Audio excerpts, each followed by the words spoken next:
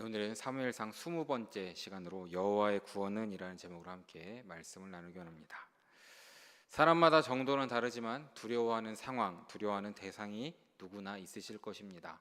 어떤 사람은 고소공포증이 있어서 높은 곳에 올라가면 두려움에 사로잡혀 어떻게 할 줄을 모르는 경우가 있습니다. 뾰족한 것에 대한 공포증을 가진 분들은 주사 맞는 것이 어떤 일보다도 더 무서운 일이죠. 어떤 분들은 원에 대한 공포증도 있다라고 합니다. 환공포증이라는 것도 있고, 저는 놀이기구에 대한 공포증이 있습니다. 저희 아들에게는 비밀인데요. 그러다 보니까 같이 타자고 하지만 안 탔으면 하는 마음이 이럴 때도 많습니다. 저희 집사람은 새에 대한 공포증이 있습니다. 가만히 있는 새는 괜찮은데 푸드덕거리면서 날아오는 새는 너무나 무서워서 어쩔 줄 모르겠다라고 합니다. 벌레를 인생의 최고의 적처럼 대하시는 분도 있을 거고, 특정한 사람에 대해서 공포를 가지는 분들도 있을 것입니다. 이러한 공포에 사로잡히면 우리는 제대로 느끼거나 판단하기가 어렵게 됩니다. 오류를 범하는 일이 많아진다라는 것이죠.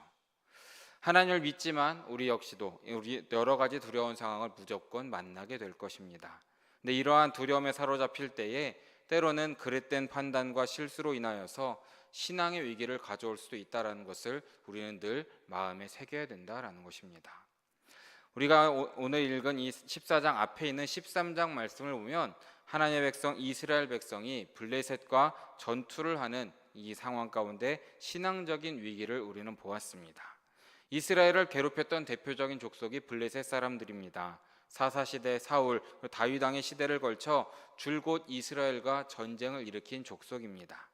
블레셋 사람들은 이스라엘 남동쪽 지중해와 접한 곳에 살고 있었습니다. 이 블레셋이 세력이 강할 때에는 람셋 2세 때에 이집트를 침공할 정도로 막강한 힘을 가졌다라고도 전해집니다. 지금 우리가 알고 있는 팔레스타인이라는 이름도 블레셋이라는 이름에서 유래되었다라는 설도 있습니다. 하여튼 이렇게 이스라엘과 블레셋이 임박한 전쟁을 앞두고 서로 대치했었습니다. 이스라엘 왕 사울의 소집령에 따라서 이스라엘 사람들이 모였습니다. 전쟁을 위해 모였죠. 그리고 막상 블레셋 사람들이 진을 치고 있는 이 믹마스라는 곳을 보았을 때에 이스라엘 사람들은 겁에 질렸습니다. 병거가 3만이고 마병이 6천이고 백성이 해변에 모래처럼 많았다라고 표현했기 때문입니다. 이 당시 블레셋은 철기로 된 무기를 만들어서 사용하고 있었습니다. 이 많은 사람들이 이 철기의 무기를 들고 있는 모습을 보니 너무나 두려웠던 것이죠. 이스라엘 백성들은 숫자적으로도 열세였지만 무기도 형편이 없었습니다. 철은 블레셋 사람들이 독점하고 있었기 때문에 이스라엘 백성들이 가지고 있는 철 제품은 농기구 정도였다는 것이죠. 칼과 창 같은 무기는 사울 왕과 요나단 그리고 장군들에게만 있었던 것이고, 나머지 백성들은 농기구나 변변치 않은 그런 무기를 가지고 나왔던 것입니다. 누가 봐도 블레셋은 싸울 만한 상대가 아니었습니다. 그러자 이제 이스라엘 백성들은 싸우기도 전에 두려움에 사로잡혔던 것입니다.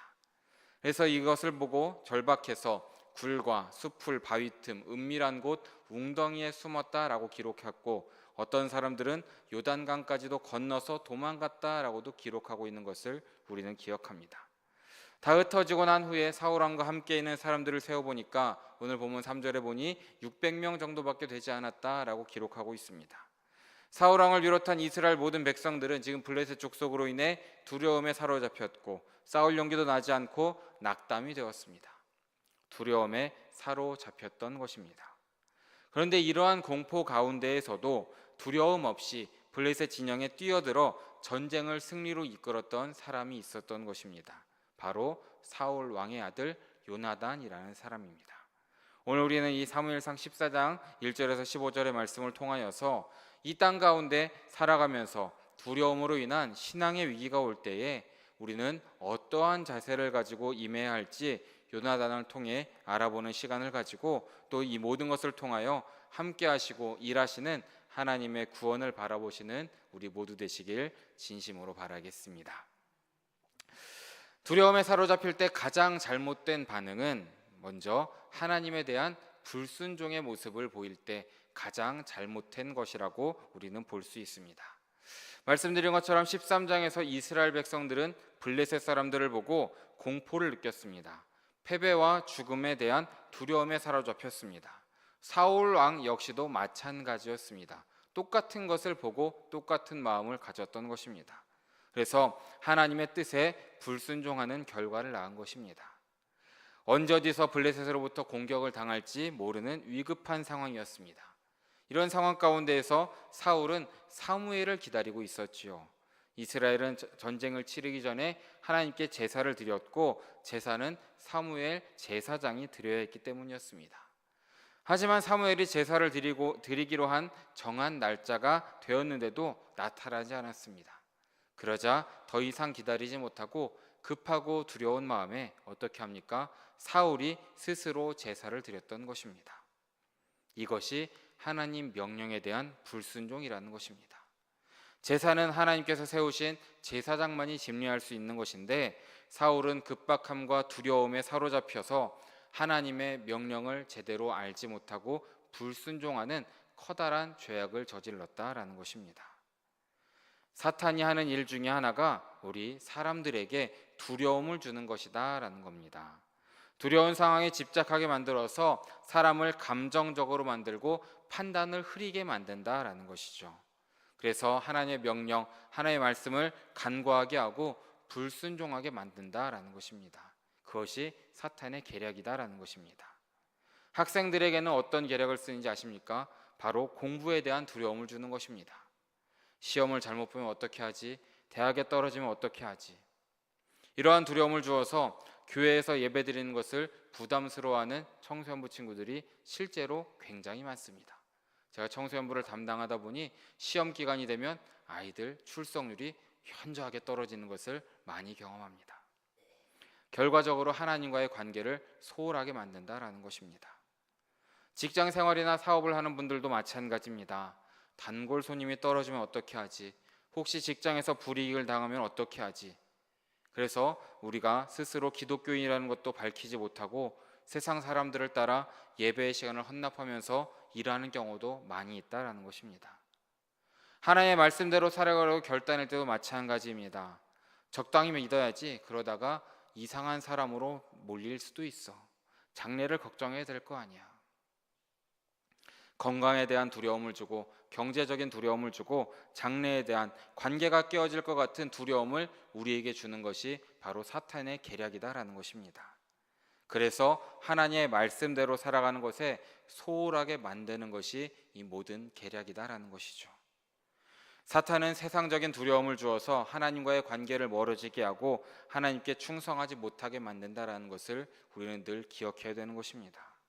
그런데 사랑하는 여러분, 정말로 더 두려워해야 될 것은 우리가 하나님을 제대로 바라보지 못하는 우리 스스로의 모습도 우리는 늘 바라봐야 되는 것입니다.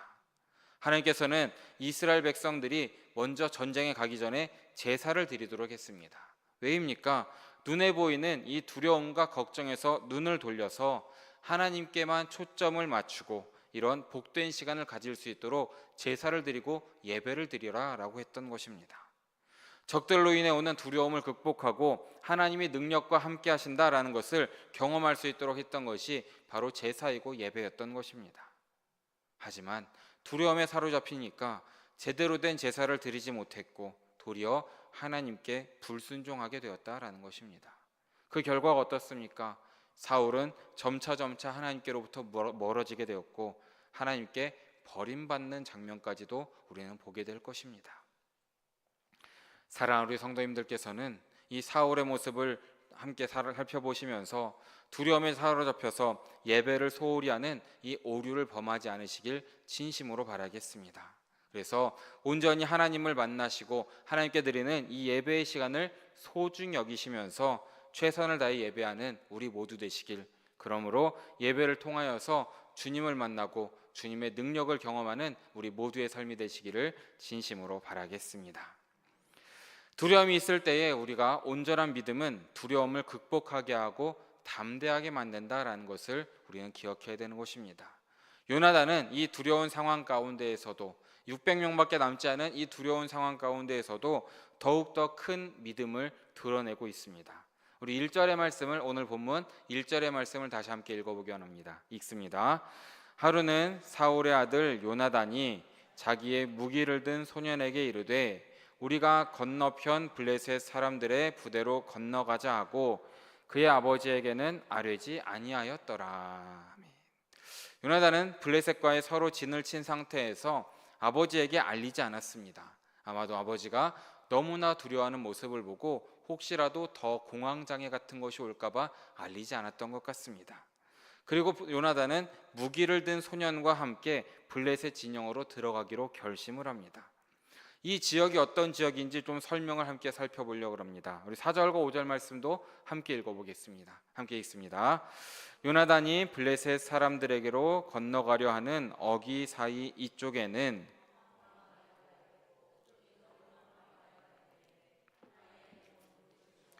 하나 이름은 세네라, 한 바위는 북쪽에서 믹마스 앞에 일어섰고 하나는 남쪽에서 게바 앞에 일어섰더라. 여기에서 이제 요나단의 부대와 블레셋 부대가 대치한 지역의 상황을 설명하고 있습니다. 믹마스와 이 게바, 이 기브아입니다. 이곳 사이에는 깊은 협곡이 있었던 것 같습니다. 그리고 각각 군대는 그곳에 봉우리에 진을 치고 있는 것입니다. 보세스라는 것은 빛나는 봉우리라는 뜻을 가지고 있고 세네는 가시 봉우리라는 뜻을 가지고 있는 단어입니다. 그러니까 눈에 서로 잘 보이는 곳이었습니다. 이 두 진영은 서로 볼 수 있었고 소리를 지르면 들릴 정도로 가까운 지형이었다라고 합니다. 그렇다면 적들에게 발견되기도 참 쉬운 지형이었을 것입니다. 어떤 짓을 하고 있는지 다 볼 수 있었다라는 것입니다. 하지만 그럼에도 어떻습니까? 지금 요나단은 적진으로 들어가겠다라고 결심을 했던 것입니다. 이것은 단순한 인간적인 의협심이 아닙니다. 영웅적인 마음을 가지고 행한 것이 아닙니다. 요나단, 이스라엘 사람들, 사울 왕 보는 것은 다 똑같았습니다. 블레셋 사람들의 해변의 모래처럼 많은 것을 모두 함께 보았던 것입니다. 하지만 요나단은 달랐다라는 것이죠. 이 두려운 상황 가운데에서도 하나님께 초점을 맞출 수 있었던 것이었고 하나님을 믿는 담대한 믿음을 가졌던 것입니다. 이러한 담대함은 하나님께 대한 온전한 믿음의 근거였다라는 것입니다. 대체 요나단은 하나님에 대한 어떠한 믿음을 가졌기 때문에 이러한 담대함을 가졌겠습니까? 이 해답이 6절 말씀에 나와 있습니다. 6절 말씀 함께 읽어보겠습니다. 요나단이 자기의 무기를 든 소년에게 이르되 여호와께서 우리를 위하여 일하실까 하노라. 여호와의 구원은 사람이 많고 적음에 달리지 아니하였느니라. 아멘. 가장 먼저 요나단은 하나님께서 자신의 백성을 위하여서 일하시는 분이다라는 것을 그 믿음을 가졌던 것입니다. 이스라엘은 하나님께서 특별히 선택한 이 선민이라는 것을 잊지 않았던 것이죠. 요나단은 블레셋 사람들은 어떻게 읽었습니까? 할례받지 않은 자들이라고 말하고 있습니다. 블레셋은 할례가 없는, 즉 하나님의 선택받지 못한 이방인이었다라는 것입니다. 하지만 이스라엘 백성들은 어떻습니까? 할례를 받은 하나님의 징표가 있는 하나님의 백성이었다라는 것입니다.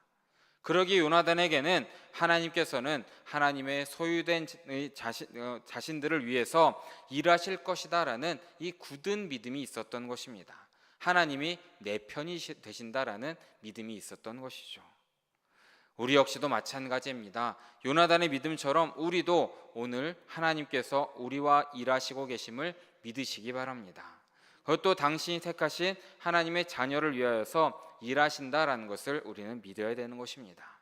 비록 블레셋 사람들이 수구에서 무기를 만들고 사람들을 모아서 나름대로 일을 한다고는 하지만 하나님께서 우리를 위하여 일하신다면 사람의 일, 사람의 수고는 헛될 수밖에 없다라는 것입니다. 중요한 것은 하나님께서 우리를 위하여서 일하실 수 있도록 우리가 준비할 수 있어야 된다라는 것입니다. 하나님께 충성을 다하며 하나님을 제대로 신뢰할 때에 하나님께서는 우리의 직장과 우리의 사업과 우리의 가정생활 가운데 일하신다라는 것을 믿으시는 우리 모두 되시길 진심으로 바라겠습니다. 또한 요나단의 믿음은 여호와의 구원이 어디에 있는지를 알고 믿었던 것입니다. 요나단이 담대하게 블레셋 진영으로 들어갈 수 있었던 것은 진정한 구원, 하나님의 구원이 어디 있는지 알았던 것입니다. 어디 있습니까? 하나님의 구원은 사람의 많고 적음에 달리지 않았다는 것입니다. 다른 이스라엘 백성들은 이것을 제대로 믿지 못했던 것 같습니다. 세상적인 전쟁 역시도 사람이 많아야 유리하고 이길 확률이 크다라고 합니다. 하지만 하나님의 구원은 다르다라는 것입니다. 하나님이 개입하셔서 승리하셨던 싸움은 사람이 많고 강해서 이겼던 적은 거의 성경에서 찾아보기 어렵습니다. 기드온의 300용사가 그러했고 다윗과 골리앗의 싸움도 그러했던 것입니다. 약할 때에 하나님의 구원이 있었다라는 것입니다. 사람이 많다, 힘이 세다라고 하는 것은 물리적이고 숫자적인 것이고 사람의 기준이다라는 것입니다. 하지만 하나님은 우리의 사람의 생각과는 그 모든 것을 뛰어넘는 분이라는 것을 믿으시기 바랍니다. 숫자에 얽매이지 않으십니다. 우리의 힘으로 가둘 수 있는 분이 아니라는 것입니다. 우리 사람들은 숫자와 능력에 얽매여서 살아갈 때가 많이 있습니다. 물질적으로 풍요할 때에 구원이 있다고 생각할 수도 있고 권력이 우리를 구원한다라고도 생각할 수도 있습니다. 그래서 눈에 보이는 물질, 권력, 명예에 얽매여서 참된 구원자 되시는 하나님을 소유하며 살아갈 때가 참 많이 있다라는 것이죠. 하지만 요나단은 하나님 한 분만으로 족하다라는 것을 잘 알고 믿었던 것입니다. 우리 역시도 우리의 모든 문제 해결은 하나님께 있다라는 것을 믿으시기 바랍니다.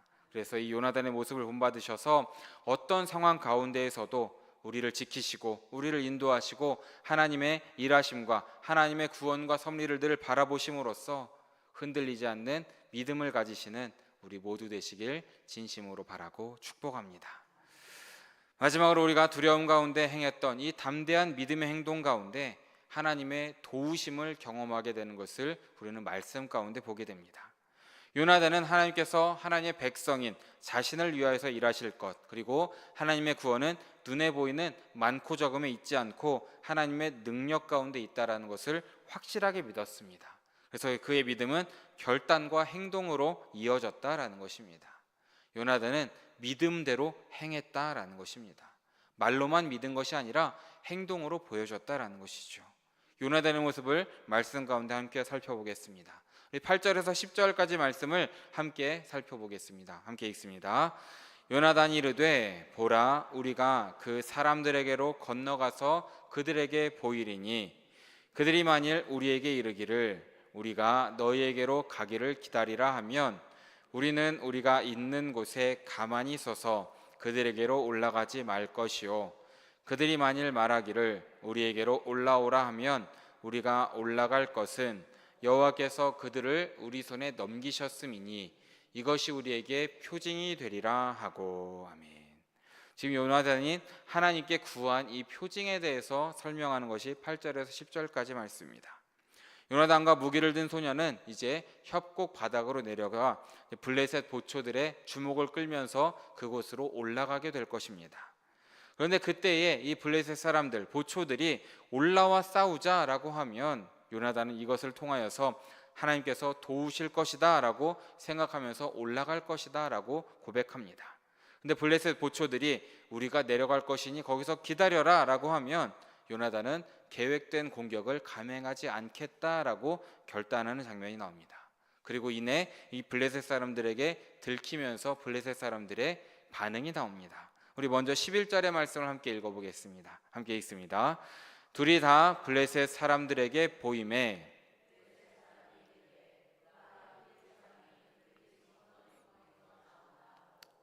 지금 요나단과 이제 무기를 든 사람이 협곡의 모습을 드러냈습니다. 이제 올라가려고 준비를 하고 있습니다.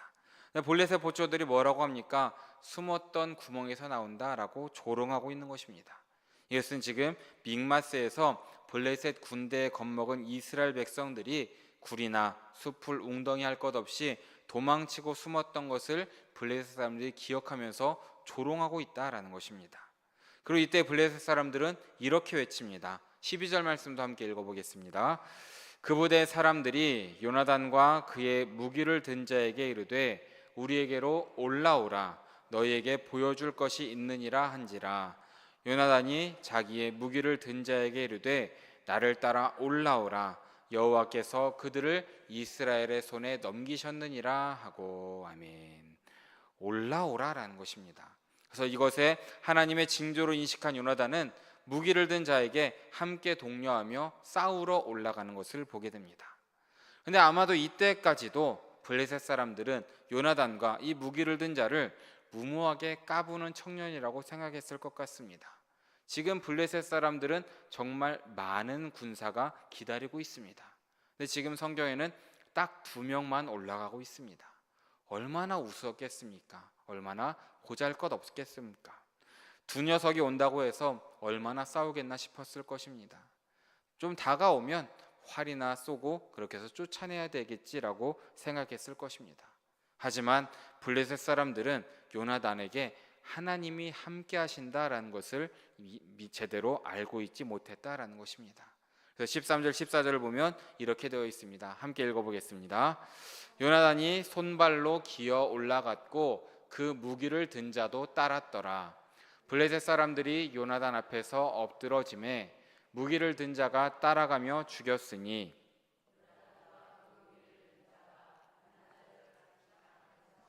처음으로 쳐 죽인 자가 20명 가량이라. 요나단과 무기를 든 이 자는 강인했습니다. 장비도 없이 험한 협곡을 손으로 발로 기어 올라갔고 싸움을 시작했다라고 묘사하고 있습니다.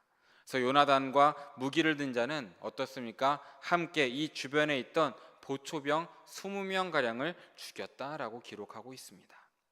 근데 여기서 좀 다른 부분을 좀 살펴보려고 합니다. 이 반나절거리 땅이라는 표현을 좀 살펴보려고 합니다. 좀 발음하기도 어려운 부분입니다. 이것은 이 소 2마리가 반나절 동안 갈 수 있는 면적이라는 의미를 가지고 있습니다. 근데 좀 이 의미가 이 본문에는 좀 어색하게 느껴집니다. 그래서 70인역 성경을 보면 다르게 표현이 되어 있는데 이 70인역 성경을 보면 활과 들의 돌들로라고 번역을 하고 있습니다. 그러니까 이러면 번역이 좀 이해하기가 쉽습니다. 요나단과 무기를 든 자가 활과 들의 돌들로 처음에 쳐 죽인 자가 20명이다라고 표현을 하고 있다라는 것입니다.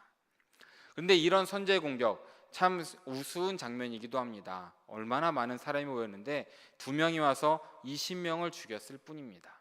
근데 이 모습이 블레셋 진영 전체에 두려움을 불러일으켰다라는 것입니다. 요나단은 시작했지만 이제 하나님께서 함께 일하시기 시작한다라는 것을 우리는 말씀 가운데 보게 됩니다. 우리 15절 말씀을 함께 읽어보겠습니다. 함께 읽습니다. 들에 있는 진영과 모든 백성들이 공포에 떨었고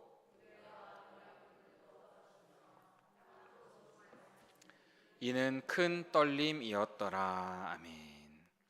블레셋 진영에 큰 떨림이 있었다라고 기록하고 있습니다. 땅도 진동하고 큰 떨림이 있습니다. 하나님께서 지진을 일으키신 것입니다. 그래서 블레셋 사람들을 혼돈케 했다라는 것입니다. 그래서 블레셋 사람들의 마음을 두려움에 빠지게 했고 떨리게 하셨고, 그래서 20절 말씀을 보면 자신들의 동료를 적군인 줄 알고 서로 칼로 죽이게끔 하셨다라고 말씀을 보면 기록하고 있습니다. 블레셋 사람들이 서로 자멸했다라는 것을 우리는 말씀 가운데 보게 됩니다. 이러한 일들을 요나단이 했겠습니까? 아닙니다. 하나님께서 이렇게 일하셨다라는 것을 믿으시기 바랍니다. 지금 요나단이 블레셋을 공격하러 들어갈 때에, 협곡을 올라갈 때에 앞으로 어떻게 될 것인가에 대해서 계획하고 들어갔던 장면은 나와 있지 않습니다. 그저 치러 가자라고 고백했을 뿐이죠. 하나님께서 요나단에게 원하셨던 것도 요나단이 슈퍼맨이 되어서 블레셋 사람들을 다 이길 수 있도록 강하게 하시는 것도 아니었다라는 것입니다. 요나단에게 원하셨던 것은 그저 믿음으로 나아가는 것이었다라는 것을 믿으시기 바랍니다. 그리고 그때에 하나님께서는 그 다음 스텝을 밟아 주시는 것입니다. 믿음으로 결단하고 믿음으로 행하는 것으로 충분하다라는 것입니다.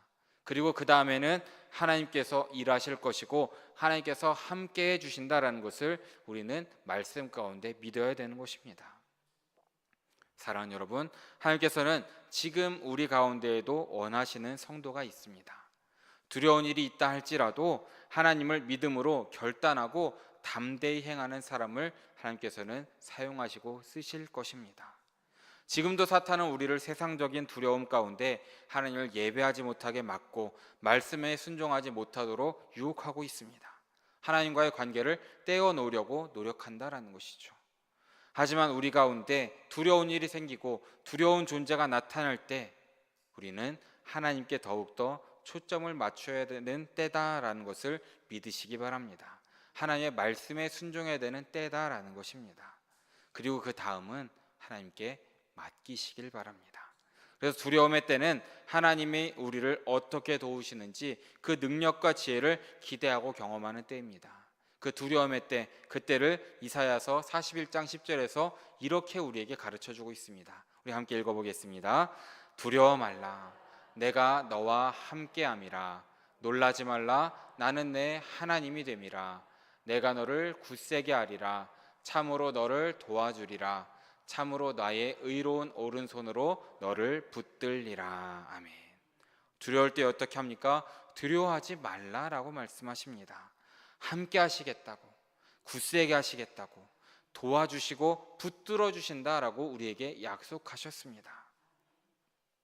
이 말씀을 믿으시고 두려워하지 않는 우리 모두 되시길 진심으로 바랍니다.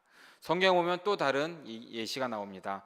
다니엘서를 보면 다니엘의 세 친구가 풀무불에 던져지는 이야기를 우리는 모두 기억합니다. 다니엘 3장을 보면 왕이 만든 금심상 아래 절하지 않는다고 해서 하나님을 믿는 세 사람을 풀무불에 던져 넣으라 라고 명령을 합니다. 그때 이렇게 담대하게 말합니다. 17절과 18절 말씀을 함께 읽어보겠습니다. 왕이여, 우리가 섬기는 하나님이 계시다면 우리를 맹렬히 타는 풀무불 가운데에서 능히 건져내시겠고 왕의 손에서도 건져내시리이다. 그렇게 하지 아니하실지라도 왕이여, 우리가 왕의 신들을 섬기지도 아니하고 왕이 세우신 금신상에게 절하지도 아니할 줄을 아옵소서. 아멘. 결과적으로 어떻게 됩니까? 이 세 친구는 불에 던져졌습니다. 그런데 이때 누가 역사하십니까? 바로 하나님께서 일하심을 믿으시기 바랍니다. 다니엘의 세 친구가 믿음으로 결단하고 한 발을 내딛었을 때에 그 다음부터 하나님께서 함께 하시고 도와주셨다라는 것이죠. 풀무불에 들어갔지만 털끝 하나도 상하지 않았다라는 것입니다. 우리에게도 마찬가지입니다. 어려운 마음이 들 때가 있습니다. 예수님이 아니라 불길을 보게 되고 두려움에 사로잡히게 될 때도 분명히 있습니다. 하지만 그때에도 믿음으로 걸어가시길 진심으로 부탁드립니다. 나를 놀라게 하고 나를 두렵게 하는 그 모든 일들 가운데에서 하나님을 좀 더 잘 믿고 싶은데 걸리는 것이 많고 결단하지 못하는 그 상황 가운데에서도 모든 것을 하나님께 맡기시는 우리 영일의 성도님들 모두 되시길 진심으로 바랍니다. 하나님을 믿고 하나님을 의지하고 말씀에 순종하며 한 걸음 한 걸음 굳건하게 나아간다면 그때에 우리의 할 일은 다 끝난 것입니다. 그리고 그때에 하나님께서 일하시고 구원하실 것임을 믿으시기 바랍니다. 오늘 본문 6절 말씀을 다시 함께 읽고 말씀을 마치겠습니다. 함께 읽습니다. 요나단이 자기의 무기를 든 소년에게 이르되 우리가 이 할례받지 않은 자들에게로 건너가자. 여호와께서 우리를 위하여 일하실까 하노라. 여호와의 구원은 사람이 많고 적음에 달리지 아니하였느니라. 아멘. 사랑하는 여러분, 언제나 우리를 위하여 일하시고 우리가 할 수 없는 큰 능력과 지혜로 우리를 도우시는 구원의 하나님이 우리의 삶 가운데 늘 함께 하심을 믿으심으로 늘 담대하게 하루하루를 살아가시는 우리 성도님들 모두 되시기를 진심으로 바라고 축원합니다. 함께 기도하겠습니다. 사랑해 주님 너무나 감사합니다. 오늘도 이렇게 수요일 저녁 잊지 않고 예배 자리에 나올 수 있도록 인도하여 주시고 함께하여 주심에 너무나 감사드립니다. 주님, 오늘 우리가 말씀을 통하여서 요나단의 믿음을 통하여서 우리의 삶을 돌아보는 우리가 될 수 있도록 주여 인도하여 주시옵소서. 우리의 현실이 답답할 때가 많습니다. 우리의 힘으로 도저히 감당할 수 없을 것 같은 때도 너무나 많이 있습니다. 두려운 일도 너무나 많이 있습니다. 하지만 그 모든 것 가운데에도 일하시는 하나님을 바라볼 수 있도록, 하나님의 손길을 바라볼 수 있도록 주여 함께하여 주시옵소서.